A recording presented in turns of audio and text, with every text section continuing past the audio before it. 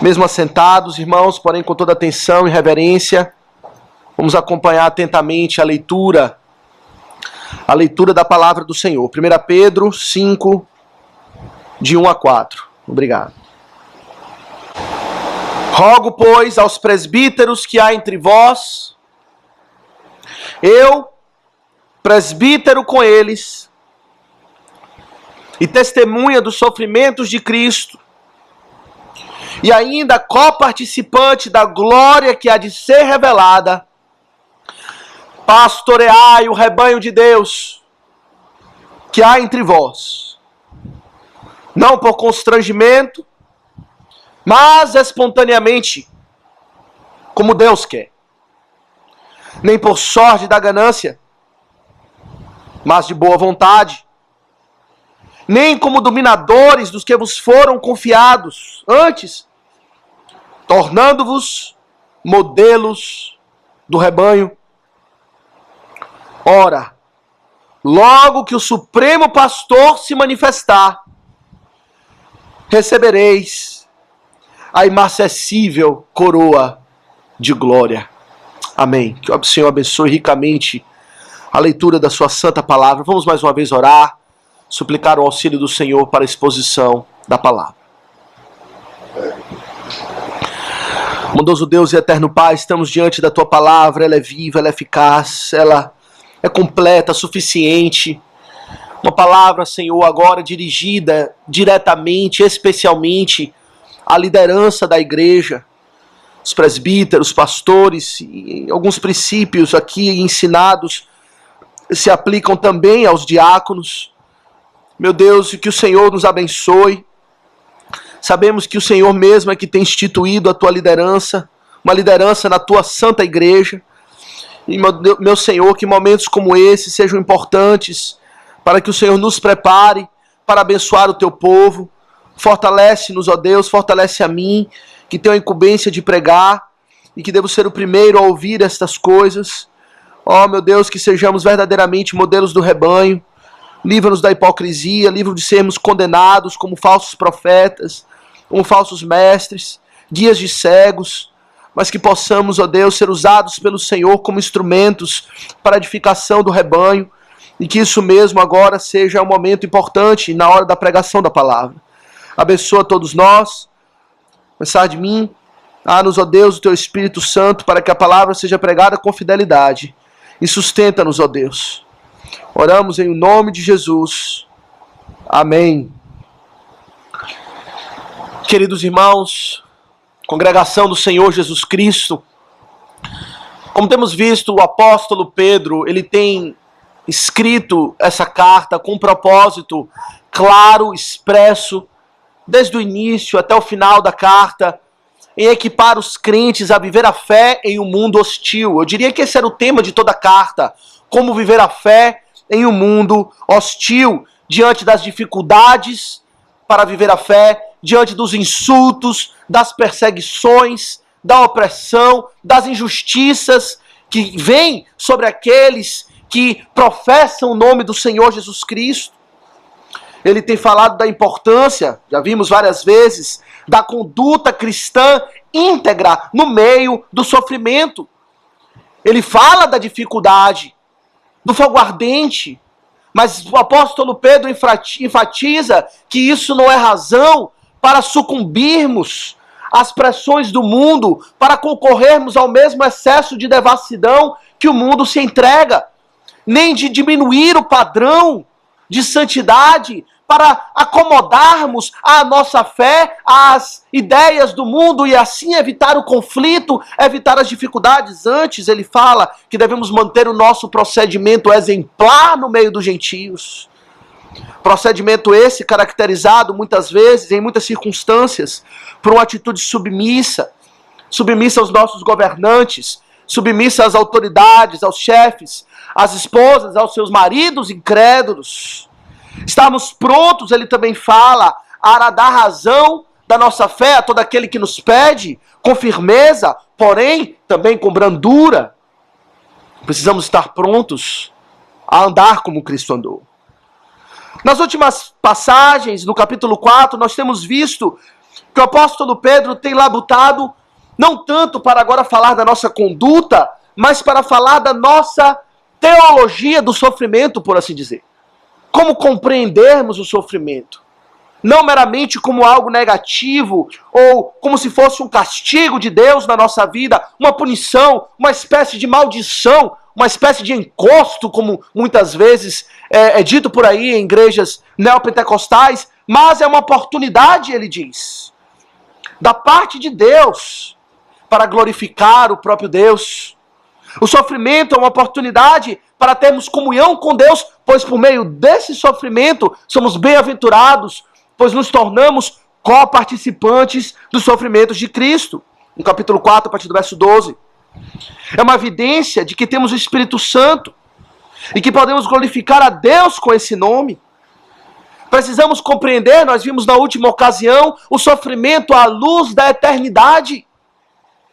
De que sim é difícil, com toda certeza. É com dificuldade que o justo é salvo. Que o fogo é ardente. Mas se olharmos pela perspectiva da eternidade, veremos que o Senhor já está nos provando como juiz de toda a terra. E ai daqueles, ele diz, que não estão em Jesus Cristo. Ai daqueles que não obedecem ao Evangelho, para onde eles comparecerão? Tudo isso ele traz à nossa mente, esses questionamentos, a perspectiva correta para enxergarmos o sofrimento, para perseverarmos na fé, para nos encorajar, nos manter firmes nessa carreira que nos foi proposta. E agora eu diria que Pedro, meus irmãos, ele trata de outro aspecto muito importante a respeito da nossa caminhada com Cristo, que é o papel da igreja em toda essa dificuldade. É verdade que nós, como indivíduos, como crentes individuais, tendo a nossa fé particular para com Deus, devemos manter o nosso procedimento firme, o nosso procedimento exemplar, devemos compreender o que é o sofrimento à luz da palavra de Deus, de uma perspectiva espiritual. Porém, a verdade é que precisamos da igreja, precisamos daqueles que o Senhor estabeleceu na igreja como liderança para cuidar de nós, para nos ajudar a enfrentar todas essas dificuldades. Precisamos uns dos outros. Não iremos enfrentar essas dificuldades sozinhos. Afinal de contas, ele diz no verso 19, aliás, no verso 17 do capítulo anterior, que a ocasião de começar o juízo pela casa de Deus é chegada. É na igreja, no contexto da igreja, que o Senhor está nos provando, que o Senhor está enviando o seu fogo ardente para separar os bodes das ovelhas. E é por isso então que é necessário que a liderança, que os presbíteros, pastores, diáconos, aqueles que o Senhor estabeleceu, estejam firmes, prontos para cuidar das ovelhas, para socorrê-las nas suas tribulações, para ajudá-las a permanecer firmes no fogo ardente. E é isso que ele nos apresenta. Tendo falado desse sofrimento todo no capítulo 4, agora o apóstolo Pedro se dirige à liderança da igreja. Rogo aos presbíteros que há entre vós, eu presbítero com eles, pastoreai o rebanho de Deus. Em outras palavras, ministros do Senhor, cuidem das minhas ovelhas. Elas estão sofrendo, elas estão sendo provadas por mim mesmo, elas estão no fogo ardente, e eu lhes designei para cuidar delas, para que vocês as apacentem, para que vocês as auxiliem, conforte os seus corações, as encoraje, as admoeste e exorte, para permanecer firme na caminhada com o Senhor Jesus Cristo. E para isso ele fala uma palavra muito completa, muito profunda, muito constrangedora e confrontadora para a liderança da igreja. Em toda essa passagem, do verso 1 ao 4, o apóstolo Pedro fala pelo menos 4 coisas, e hoje vamos considerar as 2 primeiras. Ele apresenta, em primeiro lugar, aos presbíteros um apelo pessoal, no verso 1. Ele fala do dever que recai sobre os presbíteros, na primeira parte do verso 2. Ele fala da disposição e da postura que os presbíteros devem ter na igreja, na segunda parte do verso 2, no verso 3, e por último ele fala da recompensa celestial. Um apelo pessoal, o dever, a disposição e postura, e por último a recompensa. Hoje vamos considerar os 2 primeiros pontos e na próxima ocasião a parte final. Assim queremos então considerar essa passagem sobre o seguinte tema: aos presbíteros que há entre vós, aos presbíteros da igreja do Senhor Jesus Cristo. Meus irmãos, a primeira coisa que vemos então nessa passagem, aqui já no verso 1, é um apelo pessoal da parte de Pedro, apóstolo do Senhor Jesus Cristo, aos presbíteros da igreja. Veja o que ele diz no verso 1. Rogo, pois, tendo dito tudo isso, eu rogo, eu insisto aos presbíteros que há entre vós, eu presbítero com eles, e testemunha dos sofrimentos de Cristo, e ainda coparticipante da glória que há de ser revelada, pastoreai o rebanho de Deus. Eu rogo aos presbíteros que há entre vós. Primeira coisa, meus irmãos, que precisamos então considerar é a quem o apóstolo Pedro dirige a sua exortação. Claramente, ele fala aos presbíteros que há entre vós. Meus irmãos, ele aqui se refere à estrutura eclesiástica da igreja, a estrutura da igreja. Estrutura essa que Deus instituiu, que Deus estabeleceu para governar a sua igreja, o seu povo. Ele fala às autoridades, aos presbíteros. Esses são os homens responsáveis pela vida espiritual da igreja. São os homens que têm sobre os seus ombros a incumbência de cuidar do rebanho, certificar-se de que todos estão no caminho certo, no caminho de Cristo. Esses são homens que foram instituídos pelo próprio Deus, essa é a estrutura estabelecida. Meus irmãos, nós sabemos que o nosso Deus, ele não é um Deus de confusão. Ele não é um Deus de anarquia. Mas em todas as estruturas que o Senhor estabeleceu, todas elas, o Senhor sempre estabeleceu uma liderança muito clara, definida, reconhecida, que deve ser obedecida e que tem responsabilidades dadas por Deus. Os nossos governantes foram instituídos por Deus e prestam contas a Deus, onde prestar contas a Deus. Pois nenhuma autoridade teriam se do céu não lhes fosse concedida. A Bíblia diz que eles são ministros da vingança, ministros de Deus, que carregam a espada de Deus para executar o juízo e a vingança. E muitos deles são infiéis, nós temos visto. Na família, o Senhor estabeleceu um governo também muito claro, definido. O marido é o cabeça da família e deve manter a boa ordem. Ele tem a responsabilidade de manter a ordem do lar, de certificar-se de que todos caminham junto a Cristo. E na igreja não poderia ser diferente. O Senhor estabeleceu desde o princípio uma liderança muito clara. Desde quando Israel foi formado como um povo, antes haviam os patriarcas, mas quando se formou-se como um povo, o Senhor mandou liderança desde o princípio. Moisés, ele levantou como aquele que haveria de guiar o povo. Arão e os demais que foram estabelecidos por Deus, o Senhor sempre estabeleceu uma liderança. E quando chegamos no Novo Testamento, a mesma coisa fica evidente. Em Atos 14, no verso 23, nós lemos que Paulo, ao plantar as diversas igrejas nas suas viagens missionárias, nós lemos em Atos 14, 23, que ele promovia em cada igreja a eleição de presbíteros.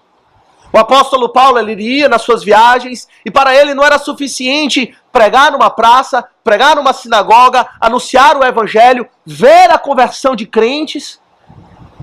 Ao sair, ele precisava sair sabendo que uma liderança estabelecida ficou no seu lugar, que haveria de cuidar do rebanho, presbíteros que há entre vós, homens idôneos que o Senhor mesmo estabeleceu e constituiu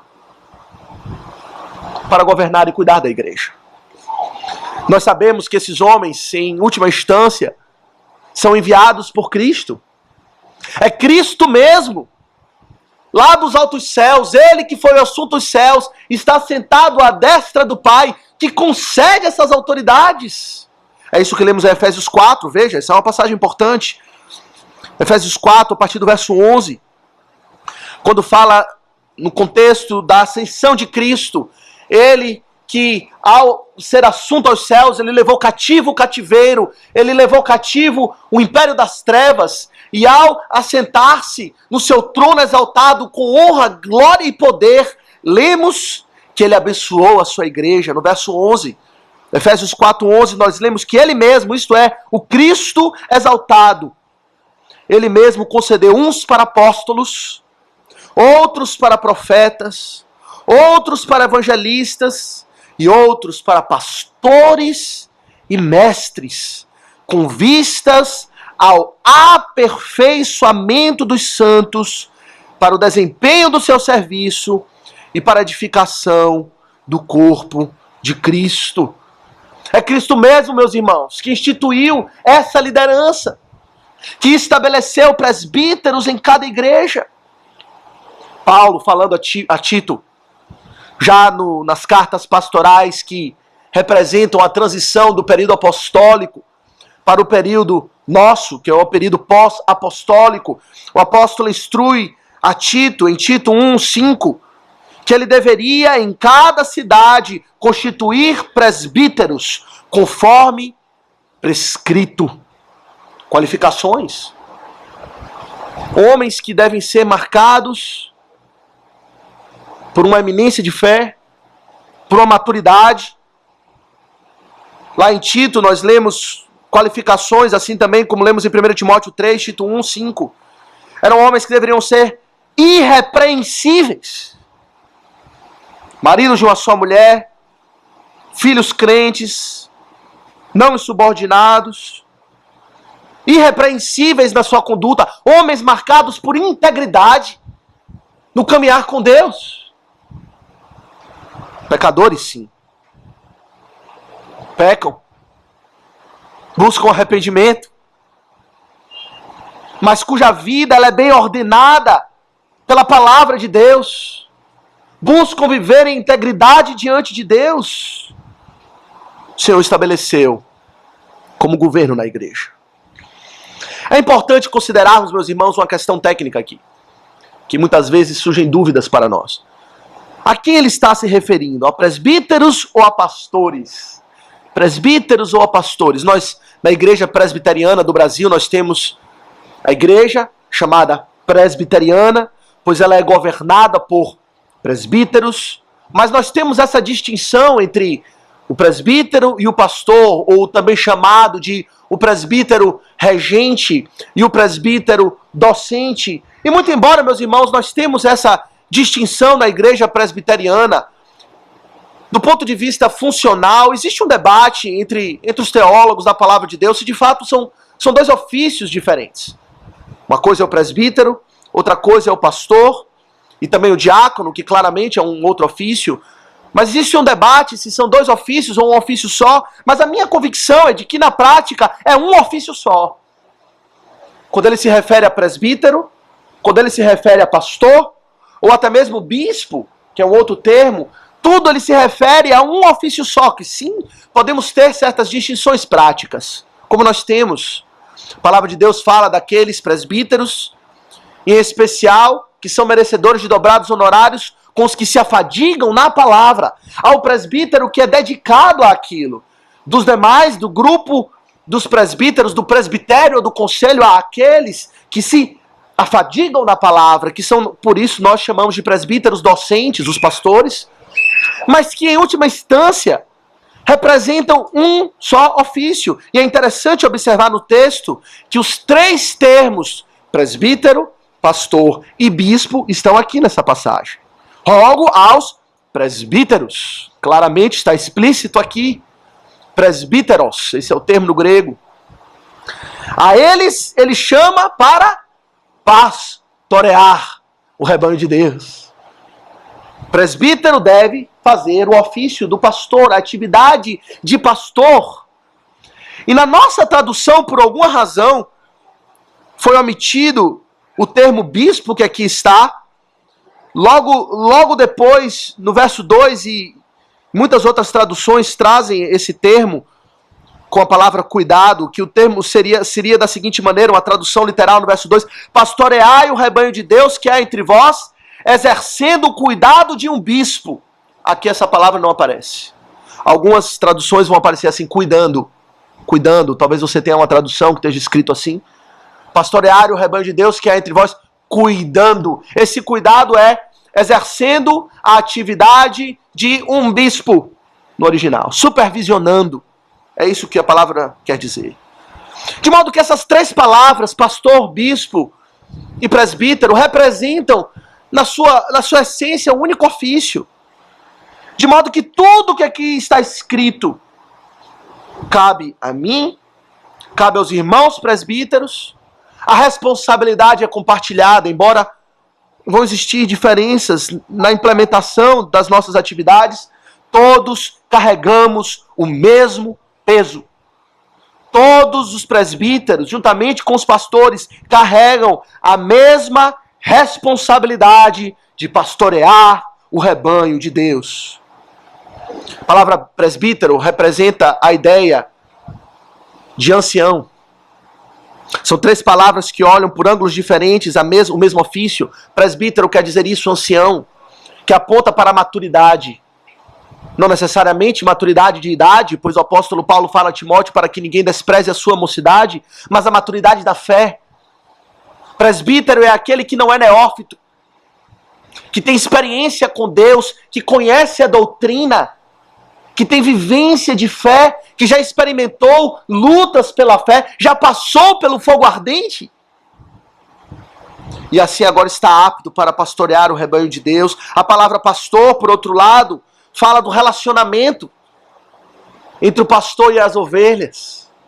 Um relacionamento de cuidado, de atenção, de amor próximo, íntimo. Já o termo bispo remete à atividade em si. A palavra quer dizer superintendente, aquele que supervisiona, aquele que mantém a vigilância, aquele que cuida. Por isso algumas traduções vão ter assim a palavra pastorear o rebanho de Deus que é entre vós, cuidando, supervisionando, vigiando o rebanho. O bispo vigia. Todos somos presbíteros, pastores e bispos. Todos temos essa responsabilidade. Presbíteros que há entre vós. E o que vemos, meus irmãos, é um apelo pessoal da parte de Pedro a esses homens. Ele fala assim: eu rogo a vocês. Essa é uma expressão que fala da sua importância, ou do valor que ele dava para o que ele estava para dizer. É uma exortação carregada de seriedade e de afeto. Ele está convicto daquilo que ele vai falar, então ele não meramente fala pastoreie o rebanho de Deus, ele fala eu rogo a vocês, eu imploro, eu insisto para que vocês façam isso. Eu apelo aos seus corações. A palavra rogo quer dizer eu falo do seu lado. Literalmente, eu falo junto a você. É algo íntimo, é algo pessoal. E certamente era pessoal para Pedro, não é? Pedro recebeu esse comissionamento da parte do Senhor Jesus Cristo num dos momentos mais críticos da sua vida. Quando Pedro negou ao Senhor Jesus de forma tão desastrosa, tão pecaminosa, o Senhor restaurou não só a comunhão com Cristo, mas a sua posição de pastor de ovelhas. Por 3 vezes o Senhor pergunta: Pedro, tu me amas? Ah, Senhor, tu sabes que te amo, então apacenta os meus cordeiros. Pastoreia as minhas ovelhas, Pedro. Que está a evidência do seu amor para comigo. Que você não há de abandoná-las quando a perseguição vier, como você me abandonou. Quando elas passarem pelo fogo, quando elas forem tentadas a me negar pelas pressões desse mundo, você vai me amar o suficiente para não me negar e para cuidar delas, para que elas não neguem também. Cuida das minhas ovelhas, Pedro. E Pedro passou a ser um pastor de ovelhas. Não meramente um apóstolo, mas um presbítero que há entre vós. Certamente era algo que falava muito ao seu coração. E por isso ele apela. Ele apela também como alguém que conhece o que está falando. Rogo aos presbíteros que há entre vós, eu, presbítero, com eles. Que coisa impressionante o apóstolo falar isso. Quando nós olhamos o início da carta, no capítulo 1, nós vemos que Pedro se identifica claramente como ele de fato é, como apóstolo de Jesus Cristo. 1 Pedro 1, verso 1, Pedro, apóstolo de Jesus Cristo, aos eleitos que são forasteiros na dispersão. De fato, esse era o seu ofício maior. Esse era o seu papel. O apóstolo, meus irmãos, era um dos 12 do Senhor Jesus Cristo, os únicos que o Senhor estabeleceu, que tinha autoridade não apenas sobre a igreja local, mas autoridade sobre todas as igrejas. Eram colunas da igreja, o Senhor estabeleceu e falou. Escreviam da parte de Deus, falavam com autoridade do Senhor Jesus Cristo, receberam o comissionamento para continuar o ministério do Senhor Jesus Cristo com autoridade e inerrância. Porém, aqui ele fala de forma solidária. Ele não apela para o seu título de apóstolo, mas ele condescende e fala com os presbíteros. Não como quem tem autoridade universal sobre todas as igrejas, mas ele condescende para com aqueles que estão mais próximos das ovelhas, os líderes de uma igreja local. Eu sou presbítero como você. É como se ele dissesse: eu tenho solidariedade para com as suas responsabilidades.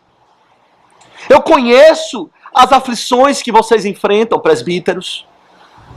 Eu sei das pressões que vocês passam, das lutas, das dificuldades, dos temores, do peso e da responsabilidade ministerial.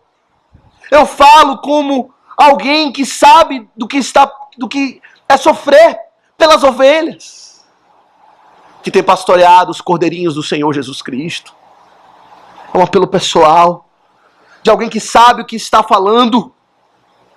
Ele condescende. Quão diferente é de hoje, não é? Os homens se agarram cada vez mais aos seus títulos mais elevados. Não basta ser pastor, como se isso fosse pouca coisa diante de Deus. Agora querem ser apóstolos, querem ser bispos, querem ser arcanjos, sei lá o quê. Não é essa atitude do apóstolo Pedro.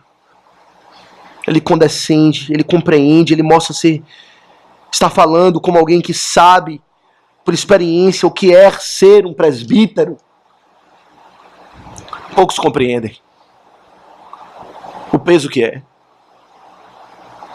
a carga que é. Muitas vezes a igreja não sabe o que significa ser um presbítero, um pastor. As dificuldades que passam. Pedro disse: eu sei. Eu não estou colocando um peso sobre vocês maior do que eu tenho mesmo carregado. Ele apela como alguém que acredita no que crê. Rogo aos presbíteros que há entre vós, eu, presbítero, com eles, testemunha dos sofrimentos de Cristo. Isso é que eu sou, diz o apóstolo Pedro. Eu testemunho dos sofrimentos de Cristo. Existe um debate aqui do que Pedro está se referindo. Se ele está se referindo ao fato dele ter sido testemunha ocular dos sofrimentos de Cristo. E alguns apontam para o fato de que Pedro não viu a cruz. Ele fugiu, ele negou a Cristo. Ele não estava lá no momento da crucificação. Porém, independente disso, meus irmãos, Pedro, ele testemunhou os sofrimentos do Senhor Jesus Cristo. Ele viu o Senhor Jesus Cristo anunciar a sua morte, a sua rejeição da parte de Jerusalém. Ele testemunhou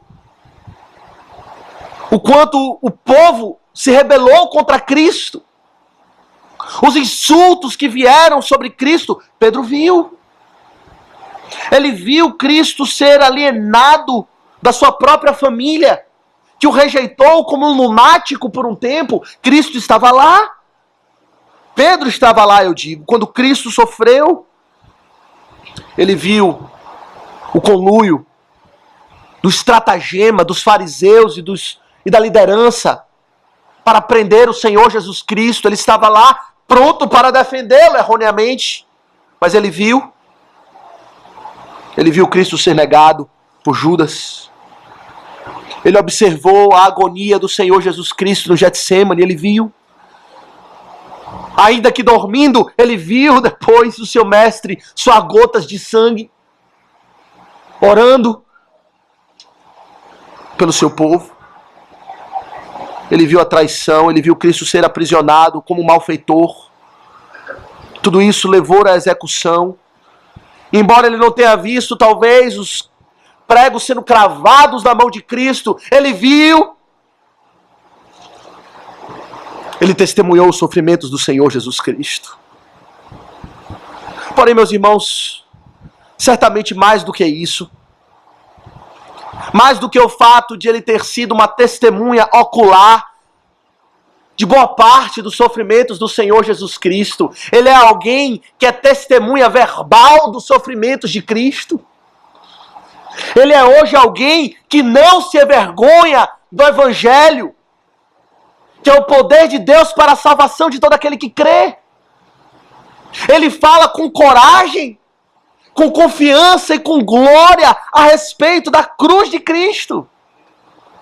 Ele não se envergonha da cruz. Ele testemunha a respeito dela. No verso 3 do verso 18 do capítulo 3, ele fala da morte de Cristo. Cristo morreu uma única vez pelos pecados, o justo pelos injustos, para conduzir-vos a Deus.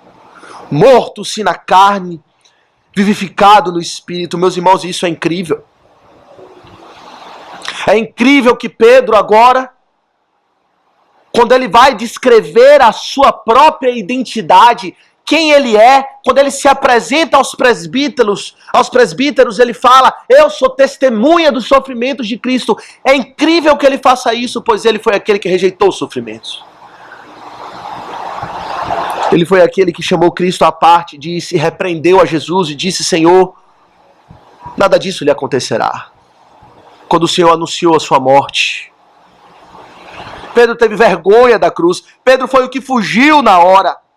Pedro é aquele que cria não na teologia da cruz, mas Pedro antes cria na teologia do triunfo. Que o sofrimento deveria ser enfrentado pela resistência, pela revolução, pela espada, pela batalha ou pela covardia.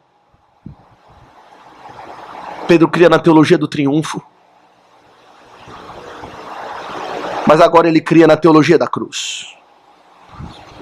Eu sou testemunha do sofrimento de Cristo. É como o apóstolo Paulo que disse: longe de mim gloriar-me, senão na cruz de nosso Senhor. E aqui agora Pedro se gloria nisso. Essa deve ser a identificação principal de um presbítero,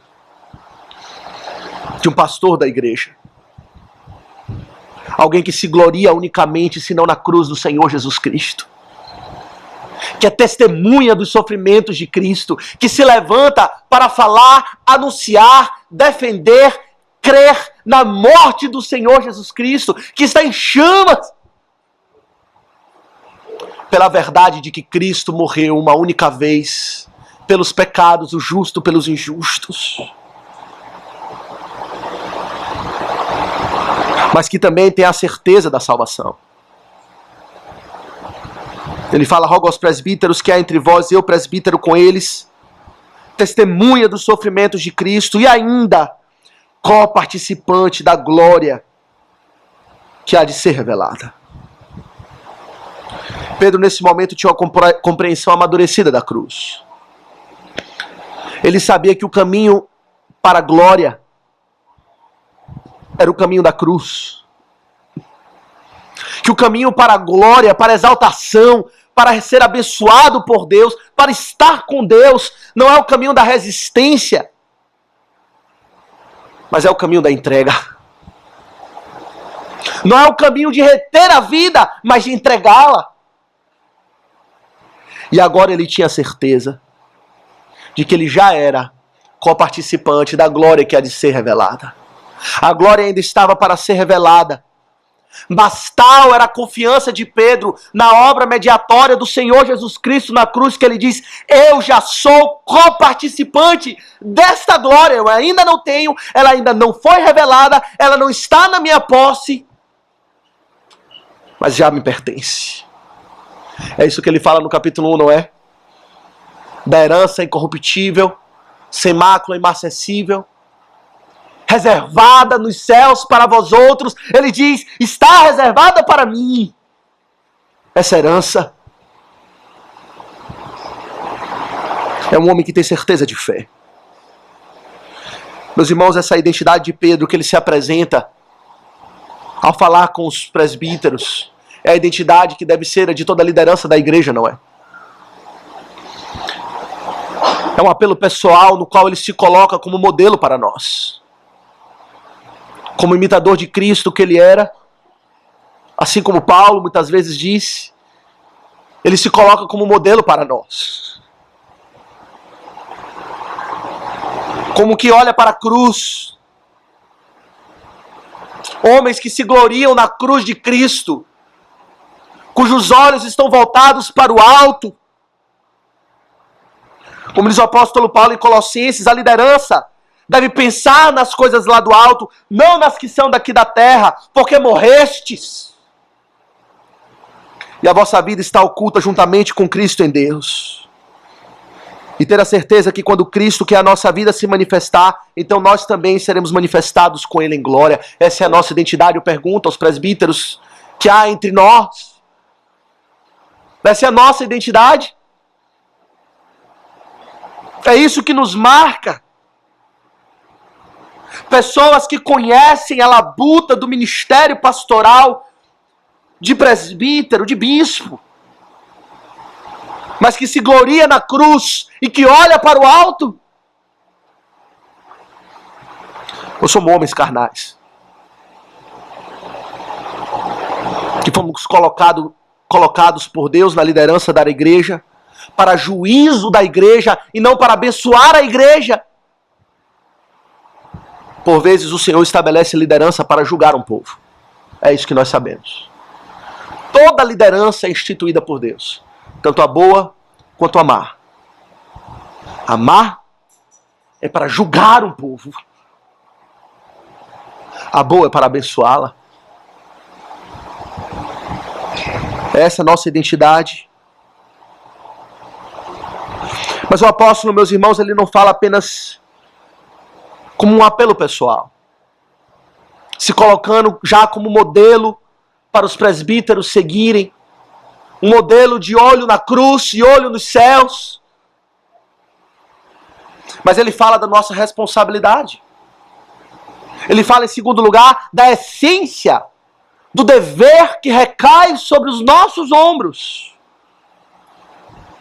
Rogo aos presbíteros que há entre vós, acompanhem comigo, eu, presbítero com eles, testemunha dos sofrimentos de Cristo, e ainda co-participantes da glória que há de ser revelada, pastoreai o rebanho de Deus que há entre vós. Exercendo, e aqui não está no texto, na nossa tradução, exercendo um cuidado, uma supervisão sobre eles. Esse é o nosso dever, meus irmãos. Esse é o rogo do apóstolo Pedro para nós. Esse é o imperativo que ele carrega com todo o apelo da sua própria experiência, do comissionamento que ele mesmo recebeu da parte de Cristo e que agora ele passa para outros homens fiéis, a responsabilidade que temos de pastorear o rebanho de Deus. É muito importante compreender isso, meus irmãos. Especialmente para o ofício do presbítero. E aqui pensando na distinção que nós temos na igreja presbiteriana, pastores e presbíteros. Por vezes associamos o pastor como aquele que vai pastorear. E o presbítero, aquele que vai gerir, governar a parte administrativa e talvez algumas questões ligadas a finanças da igreja, ou participar das reuniões do conselho para decidir. Mas o que nós vemos, meus irmãos, pela palavra de Deus, pelo rogo que vem do coração daquele que foi comissionado por Jesus, para cuidar do rebanho de Deus, que a nossa responsabilidade primária é pastorear as ovelhas, cuidar delas, como um pastor cuida do seu rebanho, como um bispo, supervisionar as suas almas, estar vigilantes, atentos, de prontidão, para que elas estejam fortalecidas no Senhor, para que elas estejam sendo alimentadas nos pastos de Deus. Essa é a nossa responsabilidade principal, irmãos, amigos, colegas presbíteros. De tudo que nós temos para fazer, e temos muitas coisas para fazer, os irmãos sabem. A principal delas, a grande prioridade, é supervisionar cada alma que está aqui. Pastoreá-las. O apóstolo Pedro, veja como ele chama esse povo, ele chama de um rebanho de Deus. Ele não diz meramente pastoreiem esses crentes, pastoreiem essas pessoas problemáticas, pastoreiem essas pessoas difíceis, esses pecadores. Ele diz pastoreiem o rebanho de Deus. É assim que devemos enxergar esse povo que Deus nos entregou nas mãos. Não é nosso povo, não é nossa igreja, é a igreja dele, que pertence a ele, é o rebanho dele. Por mais difícil, por mais problemático que possam ser, por maiores dificuldades que enfrentem, ele diz, é o meu povo, é o meu rebanho, pastorei. Precisam de cuidados, estão aflitas, sofrendo, pecando. No verso 3, ele diz novamente que nós não devemos pastoreá-las como dominadores dos que vos foram confiados. Essa expressão. Não são pessoas que temos autoridade sobre elas, como se nos pertencessem, mas Deus diz, aqui está, eu lhes confiei, essas pessoas, cuidem delas. São minhas. E meus irmãos, nós sabemos que Deus pagou um alto preço por esse rebanho. Deus pagou um alto preço por esse rebanho. Em Atos 20, quando o apóstolo Paulo está se despedindo dos pastores, presbíteros de Éfeso, da igreja de Éfeso, ele exorta aquele povo, aquela liderança, a liderança daquela igreja, naquele capítulo, boa parte do capítulo, em Atos 20, mas no verso 28 ele diz o seguinte para os presbíteros, atendei por vós e por todo o rebanho, sobre o qual o Espírito Santo vos constituiu bispos, supervisores, para pastoreardes aí, veja o que ele fala, a igreja de Deus, a qual ele comprou com seu próprio sangue. Você não pagou um centavo pela vida de cada um aqui.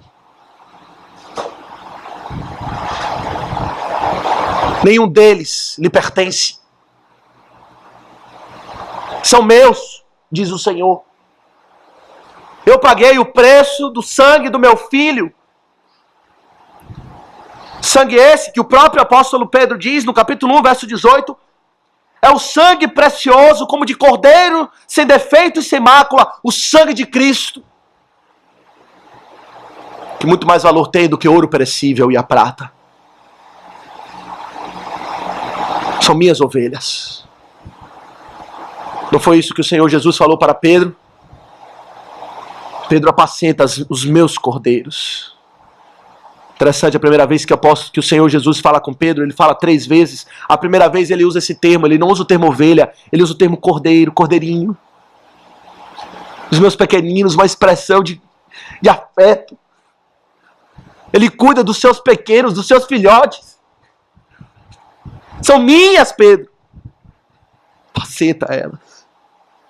Eu estou lhe confiando as mãos. Meus irmãos, tudo isso para que possamos compreender o valor da igreja. É algo muito sério. Aquilo que Deus nos confiou para cuidar. Meus irmãos, se nós somos negligentes com algo que nos pertence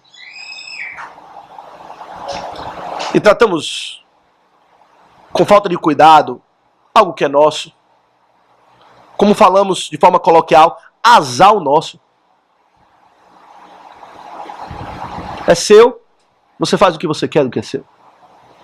O oleiro tem direito sobre a massa. Se ele quiser usar a massa para fazer um vaso de honra, ele faz. Se quiser usar para fazer um pinico, ele faz. Se quiser quebrar, ele quebra. É seu.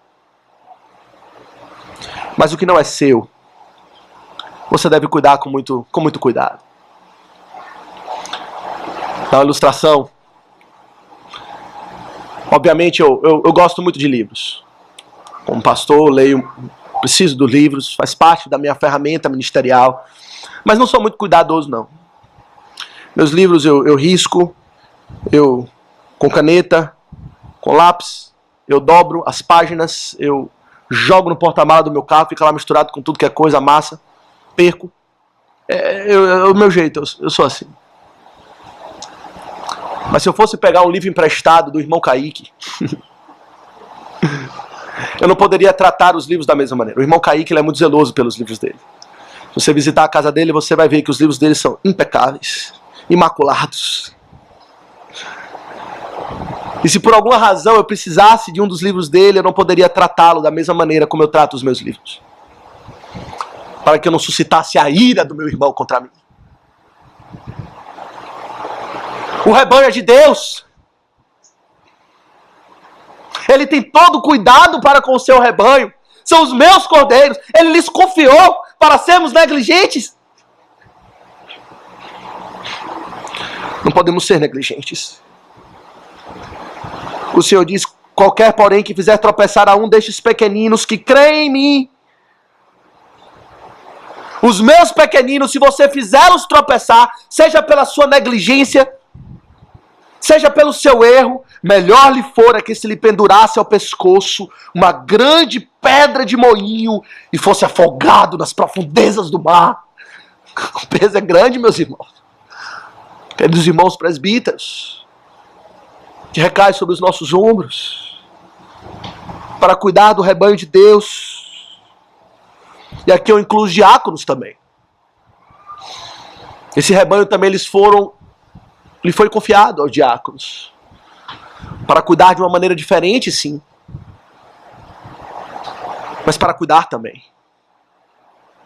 Não negligencie o seu ofício, pois é o rebanho de Deus.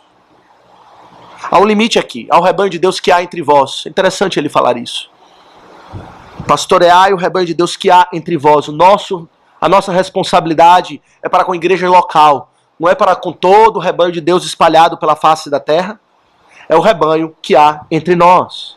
A nossa autoridade enquanto pastores, presbíteros, diáconos se limita à igreja local, aos presbíteros que há no meio de um povo específico, limitado por uma igreja. Isso alivia um pouco, não é?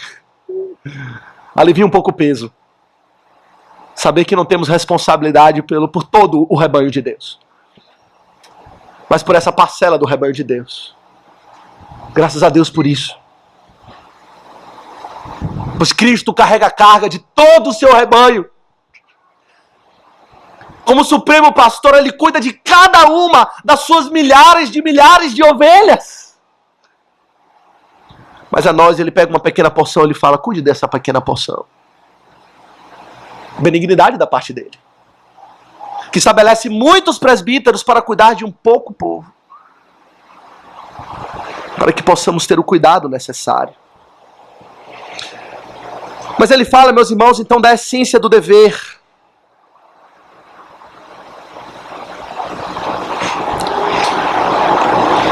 Pastorear o rebanho de Deus. O que significa pastorear? O que está incluso nessa responsabilidade? O tempo vai adiantado e talvez não seja possível tratar com toda a atenção necessária o dever propriamente dito que recai sobre nós, o que significa na prática pastorear o rebanho de Deus. Vamos então continuar na próxima ocasião, pois é preciso considerar com toda a atenção o que está envolvido nesse pastoreio. Mas eu gostaria então, meus irmãos, de nesse momento concluir com algumas aplicações para os irmãos. Estamos apenas iniciando o estudo desse ponto. Mas eu queria já aplicar, primeiro, para toda a igreja, não só os presbíteros, mas toda a igreja, precisamos ter uma visão elevada do ofício do presbítero, juntamente com o do pastor. Em geral, temos mais facilidade, graças a Deus, na nossa igreja, temos mais facilidade de considerar com a visão elevada o ofício do pastor, pois ele é aquele que prega, ministra os sacramentos e tal, temos uma certa deferência, é o reverendo, como falamos. Mas devemos ter uma visão elevadíssima do ministério do presbítero, que é um com o do pastor. Grande é a sua responsabilidade, presbítero. Igreja, saiba o peso que está sobre os ombros de um presbítero, o rebanho de Deus, que lhes foi confiado para pastorear. Veremos ainda o que significa pastorear. Vou ter que cortar no meio o sermão. Mas já saiba, não é pouca coisa. Pois é o rebanho de Deus. Precisamos amar esses homens. Ajudá-los. Precisamos orar por eles. Pois grande é a sua carga. Como Moisés, que tinha sua mão pesada, que ele tinha que deixar levantada para que o povo prevalecesse na batalha, precisamos sustentar as suas mãos para que eles continuem perseverando com a mão para o alto, abençoando o povo. Grande é o seu peso. Mas há uma aplicação para nós também, irmãos presbíteros. Aplicação de autoexame. O autoexame vai continuar nas próximas exposições, mas já aqui devemos perguntar, esse é o nosso caráter? O caráter de Pedro? Reflete o nosso caráter? Estamos convictos do que pregamos? A nossa ênfase é a cruz de Cristo e as ovelhas do Senhor? Estamos pastoreando com diligência? Cumprindo o nosso dever? Veremos o que o nosso dever significa na próxima ocasião. Mas já que eu lhes pergunto aos diáconos também. Que tipo de zelo temos dado para com a obra do Senhor? Eu pergunto àqueles que almejam o presbiterato. A Bíblia diz que aquele que almeja o episcopado, excelente obra almeja. E de fato, aqueles que almejam servir a igreja do Senhor, glória a Deus! A igreja precisa de homens assim, para cuidar do rebanho de Deus que está sofrendo. A igreja precisa de homens capacitados, homens irrepreensíveis, homens que estão olhando para a cruz e para os céus, que têm cuidado e zelo pelo rebanho de Deus. Se você deseja ser um deles, compreenda a seriedade desse ofício. Alguns desejam pelo status de ser líder na igreja e poder tomar assento numa reunião do conselho, estar à frente, servir a ceia, exortar outros, disciplinar, tudo isso faz parte. Mas aqui ele está para servir. com toda diligência, dedicação e zelo, o rebanho de Deus. Compreenda isso. A igreja deve compreender isso nas oportunidades que temos para eleger os nossos presbíteros. Eles são eleitos pela igreja, dados por Deus, através da sua soberana ação na condução das eleições da igreja. De que maneira nós escolhemos os nossos presbíteros? Devemos fazer com jejum e oração. Devemos fazer com toda seriedade, consideração e zelo na escolha desses nomes tão importantes que carregarão um peso imenso da parte de Deus. Alguns às vezes nem sabem, né? Ou tem eleição hoje, é? A eleição é para quê mesmo? Diácono, presbítero? Como podemos fazer assim? É importante, meus irmãos. Devemos confiar na liderança desses homens, por outro lado. Precisamos deles. Ele fala aos presbíteros porque as ovelhas têm necessidade. Então devemos confiar neles. Saber que foram instituídos por Cristo, por Ele mesmo, para cuidar da sua alma. É assim que você olha para os presbíteros, para todo o conselho da igreja, para toda a liderança, com confiança de que Cristo os instituiu para esse fim. E por último, meus irmãos, eu diria que tudo isso aponta para o cuidado do próprio Cristo para com o seu povo. Como ele fala mais para frente no Supremo Pastor. Que bênção, não é? Em saber que não estamos sós. Que bênção, não é? Em saber que Deus nos deu liderança fiel. Pastores de ovelhas. Ancião, presbítero, bispo, supervisores. Para cuidar de nós. E que por meio deles, Cristo mesmo está cuidando de nós. E ver a mão do Senhor Jesus Cristo nos pastoreando como supremo pastor das nossas almas. Tudo isso aponta para o cuidado e a misericórdia do Senhor Jesus Cristo. Aqueles que estão dentro da igreja gozam do cuidado do supremo pastor por meio desses homens. Aqueles que estão fora são bodes ou ovelhas desgarradas. Está perdido. Não tem quem cuide da sua alma. Está zanzando por aí. Perdido em trevas. Só a luz onde Cristo está. E Cristo está na sua igreja. Volte-se para Cristo. Arrependa-se dos seus pecados. E busque o Supremo Pastor. Que morreu pelas suas ovelhas. Deu a sua vida para lhe santificar, lhe purificar. E suprir tudo que é necessário para o seu cuidado. Que o Senhor nos abençoe, meus irmãos. E nos ajude. Tenha misericórdia de nós. Grandes são as nossas faltas. Que o Senhor se apiede de nós e nos ajude a cuidar do seu próprio povo. Que o Senhor nos abençoe. Amém.